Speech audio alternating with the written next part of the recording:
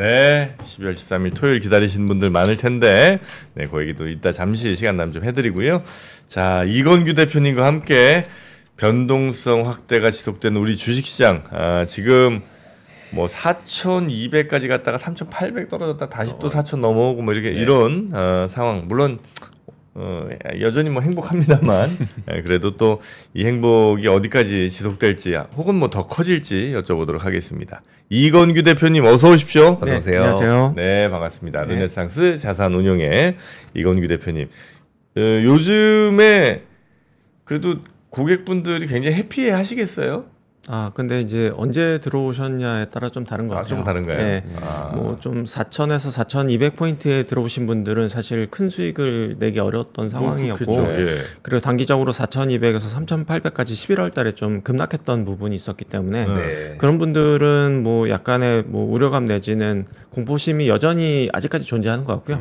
다만 이제 뭐 3,000 초반이나 2,000대 들어오신 분들은 크게 움직임은 없는 상황이에요. 어차피 기존에 벌어온 게 있기 때문에 이제 조금 한 10%뭐 이렇게 빠진다고 하더라도 뭐 전체적인 큰 자산에서 영향은 좀 제한적인 부분은 좀 있는 것 같고요. 한 30-40% 올랐는데 50%, 뭐 5%, 10% 떨어진다고 해서 뭐 막 불안하진 않으실 거 아니에요? 근데 생각보다 많이 마음 아파하십니다. 저는 불안할 것 같은. 예를 들어서 그런가? 70%의 수익률을 봤어요, 제가. 네. 와, 진짜 나 엄청 참아서 진짜 고생 끝에 여기까지 왔다 했는데 갑자기 이게 30%로 그쵸. 떨어져 봐요. 네. 이거는 못 가진 것에 대한 그 상대적 박탈감 훨씬. 왜 모르세요? 엄청 커요 그거. 나 그렇게 올라가 본 적이 없어요. 뭐 있구나 종목이.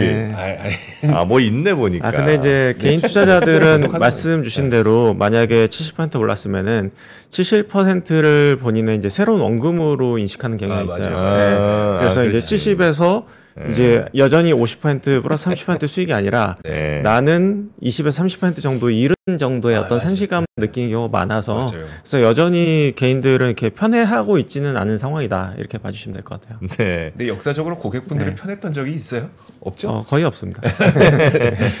요게 다시 4,200 혹은 그 이상으로 가기 위해서는 일단 뭐 금리 같은 거 중요할 것 같긴 하고요. 뭐뭐가 좀 조건이 맞아야 됩니까?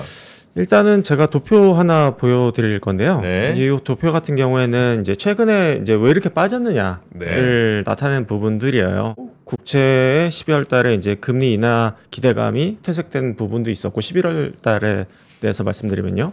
그리고 이제 세 번째 그래프는 이제 미국 은행들의 지급준비금인데 이게 이제 약간 금융위기를 좀 가리키는 그 정도 수준으로 좀 떨어졌던 부분들. 그래서 미국 내에서도 달러 유동성이 많이 말랐었다. 이렇게 봐주시면 될 것 같고요. 그리고 마지막으로 이제 환율이라든지 이제 그 AI 버블 논란 뭐 이런 것들이 계속해서 시장을 11월 달에 이제 크게 괴롭혔던 것 같기는 해요.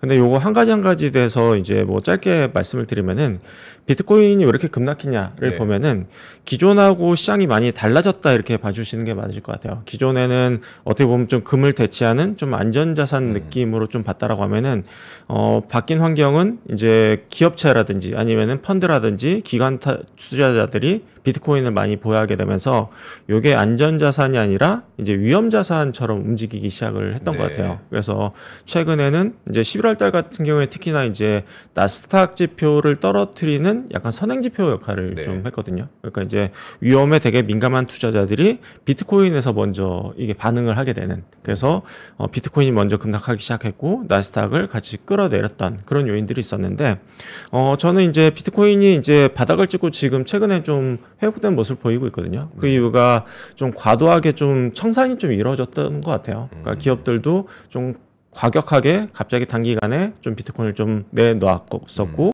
그리고 이제 펀드 청산 이런 것들도 있으면서 좀 과격하게 반영됐지만 향후에 저는 이제 그 비트코인의 흐름은 나스닥 지수랑 약간 비슷하게 움직일 것 같아요.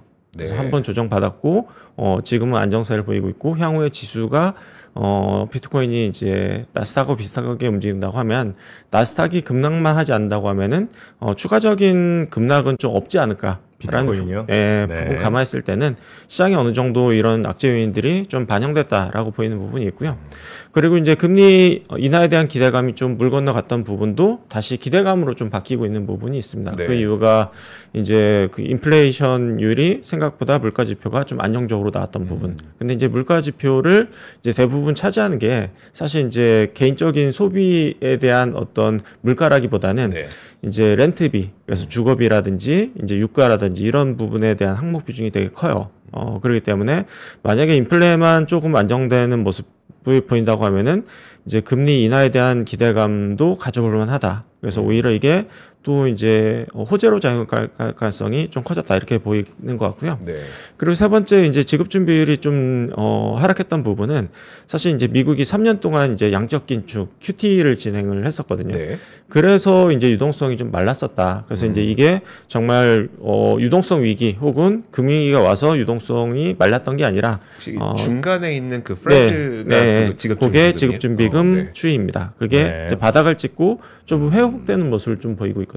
화면을 근데 조금 이제 확대 한 번씩 우리 제작진들은 해주시면 좋겠어요. 네. 그래서 안 양적 보이니까. 긴축이 12월 네. 1일부로 마무리가 됐었고, 그리고 이게 마무리가 됐기 때문에 유동성은 다시 확대될 가능성이 높다 이렇게 봐주시면 될 것 같습니다. 그래서 11월에 이제 급락시켰던 지수를 급락시켰던 요인들이 조금 다들 좀 안정화 추세 혹은 그런 리스크가 좀 단기간에 가했다라는 부분들이 전 개인적으로 좀 확인이 됐다라고 보이는 부분이 있거든요. 그렇기 네. 때문에 3,800에서 4,000까지 회복을 했고 이런 부분에 대한 확신이 든다라고 하면은 저는 전고점 4,200까지 회복은 되게 생각보다 빠른 시기에 좀 이루어질 수 있다라고 바라보고 있는 상태입니다. 그 지급 그러니까 달러 유동성이 단기적으로 말랐다는 이야기를 요즘에 시장에서 많이 하고 하는데 네.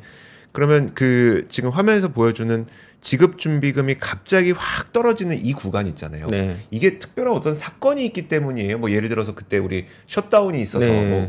그렇기 네. 때문이에요. 아니면 그 유동성이라고 하는 건 어차피 실내로 만들어지는 거기 네. 때문에 갑자기 어느 순간 유동성이 말라간다는 얘기가 나오면 이렇게 확 줄어드는 거예요. 이게 어떻게 되는 거예요? 그 세 가지 부분인 것 같아요. 말씀 주신 대로 네. 셧다운 영향도 좀 있었고요.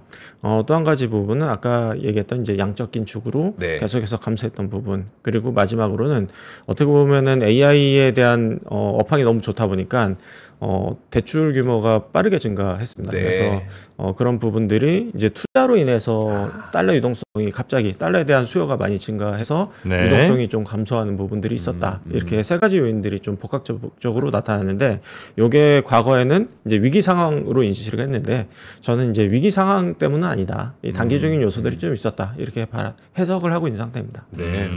대출이 엄청 나왔군요. 네, 대출이 특히나 AI 쪽으로 이제 자금 수요가 많이 증가를 해서 100억 달러씩 계속 나갔습니다. 맞습니다.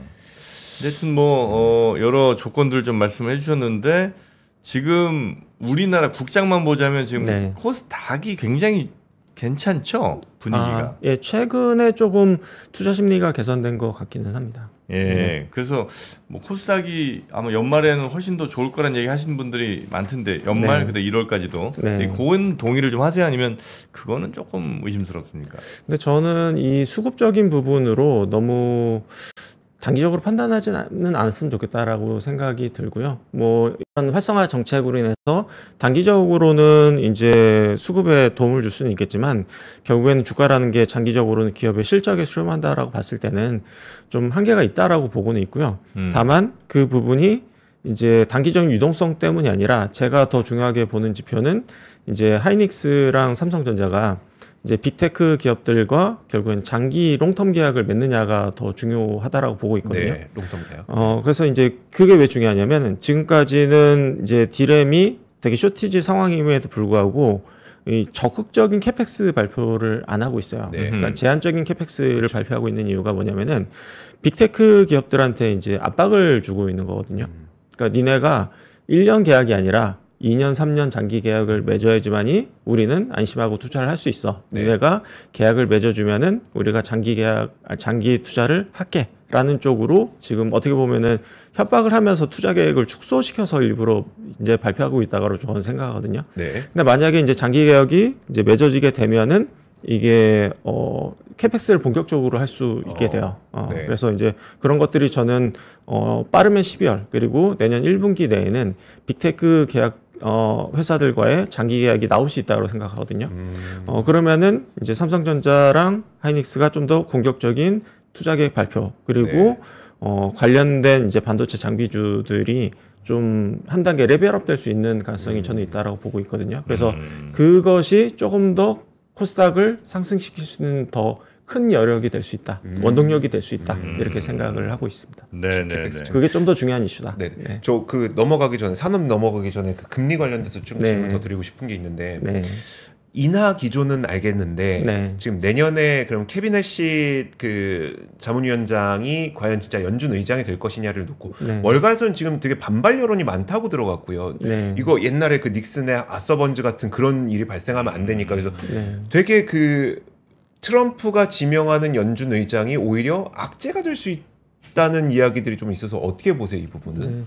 근데 이제 정치적인 부분 같은 경우에는 워낙 변수가 많기 때문에 사실 그 부분에 대해서 저는 그렇게까지 막 크게 신경 쓸 필요가 있을까 싶기는 해요. 그냥 이제 전체적인 저는 기조가 더 중요하다고 생각을 하거든요. 그래서 이제 금리 인하도 중요하지만 저는 더 중요하게 보는 부분은 QT가 종료됐기 때문에 다시 양적 완화인 QE를 과연 시행할 것이냐가 좀 더 중요하다라고 보거든요. 그래서 저는 누가 되느냐보다는 그 부분, 그러니까 결국엔 내년 됐을 때 다시 돈 풀기가 될 것이냐 안 될 것이냐가 더 중요하기 때문에 그 부분에 대해서 좀 더 집중을 해서 이제 보는 게 좀 더 중요하지 않을까라고 보고 있습니다. 의장 교체는 그냥 지나가는 일로 그냥 보는 게 맞는 거죠? 저는 그렇게 생각합니다. 알겠습니다.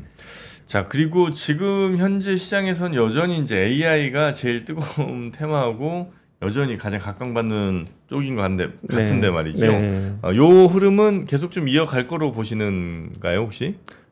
저는 요 장표 하나 보여드리고 싶은데요. 지금 이제 오픈 AI가 사실 이제 주도하던 시장 흐름이었죠. 근데 이제 최근에 이제 구글의 제미나이가 마켓쉐어가 크게 증가하면서 어떤 관심도가 크게 증가했다라고 봐주시면 될 것 같은데요.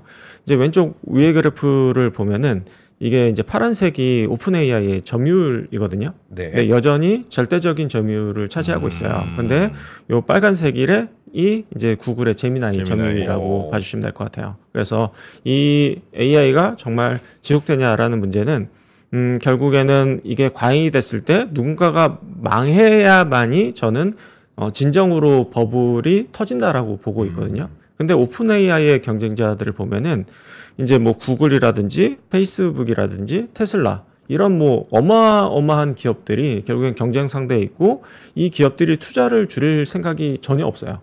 오히려 더 경쟁이 격화되고 있는 상황이라고 보면 될 것 같거든요. 그러면은 오히려 저는 지금 걱정해야 될 부분은 오픈 AI가 이러다가 망하면 어떠지? 약간 이런 생각이 오히려 드는 것 같아요. 왜냐하면은 다른 후발주자들의 자본 여력이나 투자 여력이 뭐 어마어마한 애들이에요. 그렇기 때문에 단기간에 2, 3년 내에 후발주자가 망한다? 저는 그거는 상상하기 어렵다.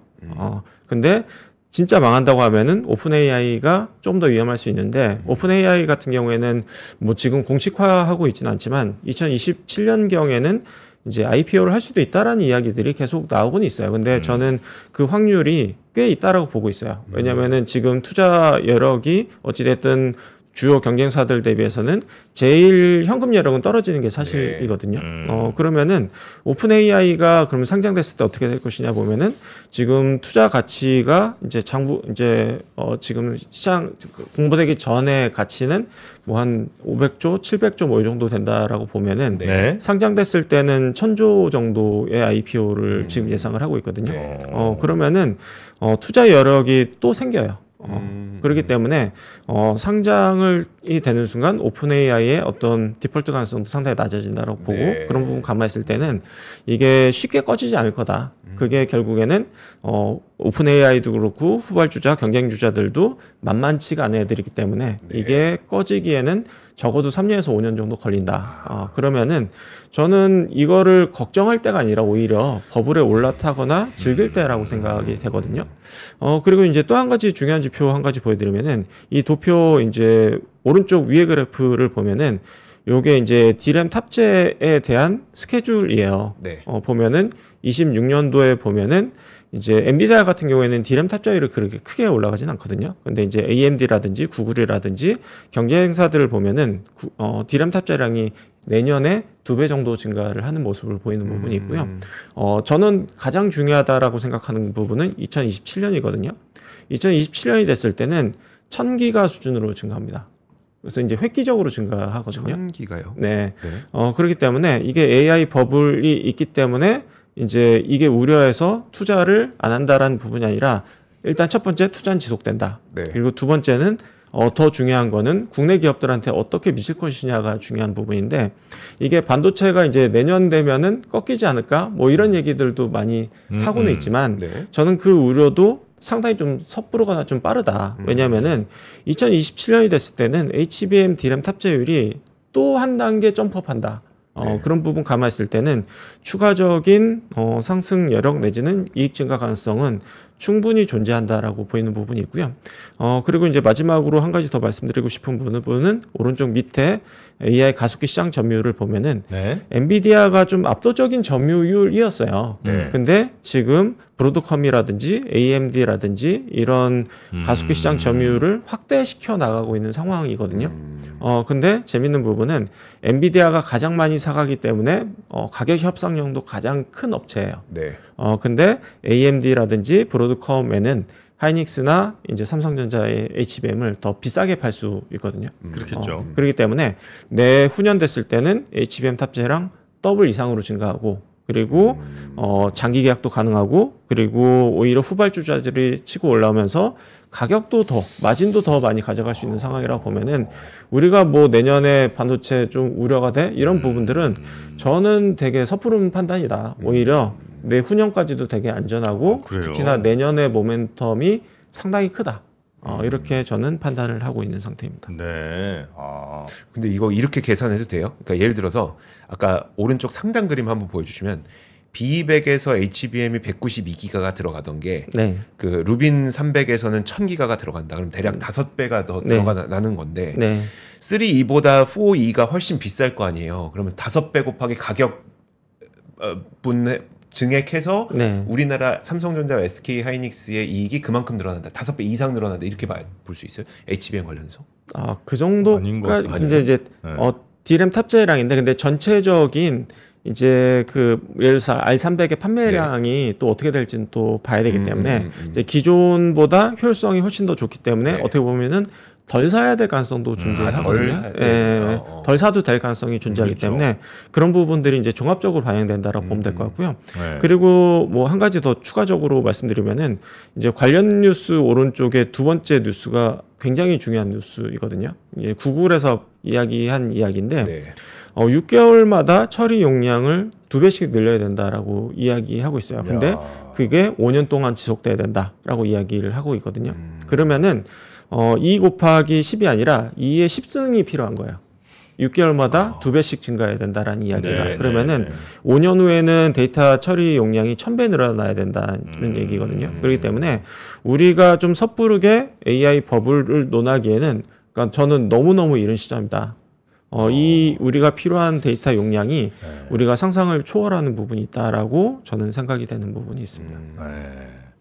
알겠습니다. 그래서 지금 AI 관련된 특히나 반도체는 우리나라 특히나 메모리는 내년 후년까지도 걱정할 이유가 아직은 찾을 수가 없다. 저는 실적만 보면 걱정할 게 없다. 왜냐면은 내년에 반도체는 이미 쇼티지 상황이고 완판된 상황이라고 이해를 하면 되거든요. 그래서 지금 이야기가 되는 거는 내후년, 내후후년에 반도체 수요 계약에 대해서 이야기하고 있는 상황이다라고 보면 될 것 같아요. 그래서 지금 뭐 HBM뿐만 아니라 HBM에 대한 수요는 폭발적으로 계속 증가하고 있고요. 그리고 기존의 레거시 DRAM에 대한 마진이 급격하게 올라오고 있는 가격이 급격하게 올라오고 있는 상황이기 때문에 우리가 이제 과거 대비했을 때 하이닉스나 삼성전자가 주가가 높은 수준으로 보이지만 상대적으로 지금 어닝 모멘텀이나 밸류에이션을 보면은 어닝 모멘텀도 제일 세고 가격도 제일 밸류에이션도 제일 싸요.